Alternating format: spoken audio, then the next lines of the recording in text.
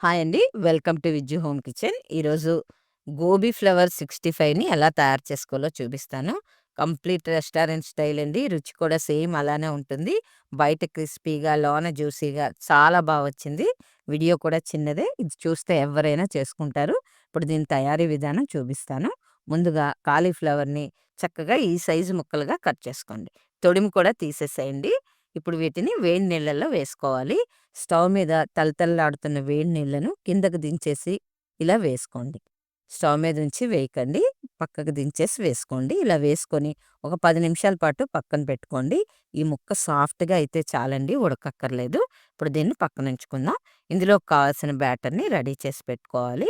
ఇప్పుడు ఒక బౌల్‌లో ఒక 4 టేబుల్ స్పూన్స్ రైస్ ఫ్లోర్ వేసుకోండి. దీంతో పాటు ఇంకో 4 టేబుల్ స్పూన్స్ మైదా, ఒక టేబుల్ స్పూను కారం, half table spoon garam masala powder, పావు టేబుల్ స్పూన్ సాల్ట్.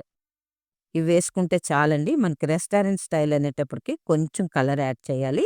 మీరు ఇంట్లో చేసుకున్నట్టయితే ఇది స్కిప్ చేసేసుకోవచ్చు. ఇప్పుడు కొంచెం కొంచెం వాటర్ పోసుకుంటూ బ్యాటర్‌ని దోసల రుబ్బులా కలుపుకోవాలండి. ఎక్కువ నీళ్ళు ఒకేసారి పోస్తే ఉండలొచ్చేస్తాయి. అందుకని కొంచెం కొంచెం వాటర్ పోస్తూ కలుపుకోవాలి. ఇది చాలా ఈజీ అండి చేసుకోవడం. ఈవినింగ్ స్నాక్ కిందయితే చాలా బావుంటుంది. అలాగే ఇప్పుడు కాలీఫ్లవర్‌లు ఎక్కువ దొరుకుతున్నాయి కదా మనకి. ఈ సీజన్‌లో ఆ సీజన్ కాయగూరలు తింటే చాలా మంచిదండి. నేనైతే గోబీ ఫ్లవర్‌తో చాలా ఐటెమ్స్ చేశాను. మన ఛానెల్‌లో కూడా గోబీ రైస్ పెట్టాను. ఒకసారి వాచ్ చేయండి. లింక్ కావాలంటే నేను డిస్క్రిప్షన్‌లో పెడతాను. చూడండి, బ్యాటర్ అయితే ఇలా దోసల రుబ్బులా రావాలనమాట. ఇలా వస్తే పెర్ఫెక్ట్‌గా వచ్చినట్లు. ఇప్పుడు ఇందులో సన్నగా తరిగిన కొత్తిమీర వేసుకోండి. అంతే, ఇంక చాలండి. ఇంకేం వేయాల్సిన అవసరం లేదు.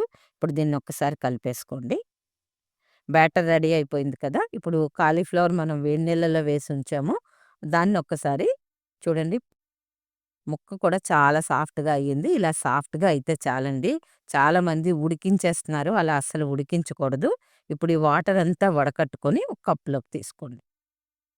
ఇప్పుడు ఇందులో మనం ఇందాక రెడీ చేసి పెట్టుకున్నాం కదా! ఆ బ్యాటర్‌ని వేసేద్దాం. చూడండి, చక్కగా కోట్ అయింది కదా!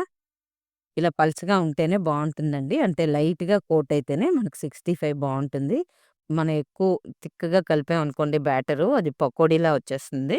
కొంచెం ఇలా కోట్ అయితే చాలు. చేత్తో మొత్తం అంతా కలిసేటట్టు కలుపుకోవాలి. మీకు ఒకవేళ ఏదైనా పల్చగా వచ్చేసింది అనుకుంటే ఇదొక టేబుల్ స్పూను, అదొక టేబుల్ స్పూను అంటే మైదా, వరిపిండి వేసుకొని కలుపుకోవచ్చు. ఇప్పుడు దీన్ని ఒక 10 నిమిషాలైనా పక్కన పెట్టుకోవాలండి. ఈలోగా స్టవ్ మీద మనం ఆయిల్ వేడి చేసుకుందాం. ఇలా ఆయిల్ వేడయ్యాక మీడియం ఫ్లేమ్‌లో ఉంచుకొని ఒక్కొక్కటి ఇలా వేసుకోండి. ఈ హీట్‌లోనే వేయించుకోవాలి. అప్పుడే మీకు క్రంచీగా, లాన్ జ్యూసీగా చక్కగా వస్తాయండి. ఇలా విడివిడిగా మధ్య మధ్యలో ప్లేస్ ఇస్తూ వేయించుకోండి.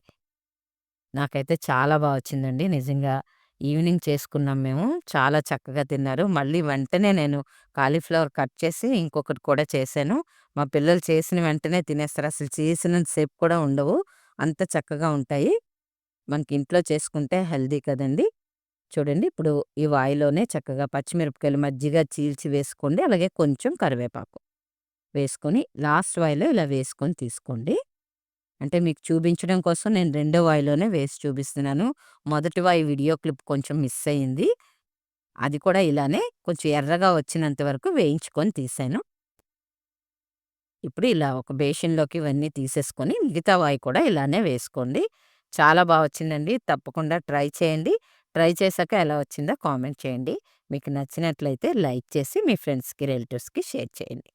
ఇప్పుడు మిగతావి కూడా ఇలాగే వేసేసుకోండి. అలాగే ఈవినింగ్ చేసుకొని ఎంజాయ్ చేయండి friends. Thank you for watching.